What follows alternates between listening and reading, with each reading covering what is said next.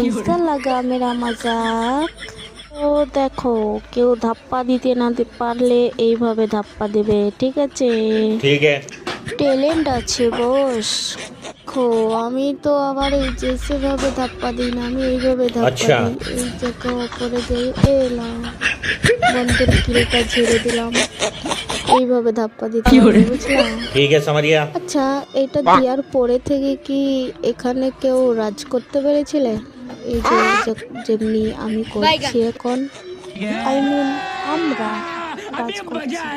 বিশ্বাস করো ভাই, আমি এই প্রথমবার এখানে রাজ করছি। বুঝতেই তো পারছো, নোবড়ি মানুষ। ভাই আমাকে ওঠার চান্সই দেয়নি, তাহলে উঠবো কি করে?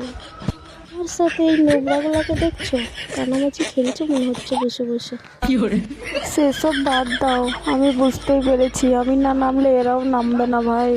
এক বুক সাহস নিয়ে চলে গেলাম নেমে, আর যেই না নেমে আসলাম, বুঝতেই পারছো, ভূতে কিলিয়ে দিল। কথাতেই আছে ভাই, জীবন থাকতে জীবনের মর্ম দাও। আর ভূতে কিলাইতে কিলাইতে এই দেখো নেমেও পড়েছি আবারও। বুইয়াটা তো নিতে হবে না?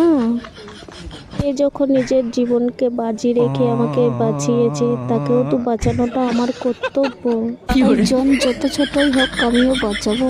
এরপর চলো, আমার বন্ধু কিরকম হালকা করে আমার কিলটাকে ঝেড়ে দিল। এই নাও। সো গাইস, ফাইনালি বুইয়া, হা হা।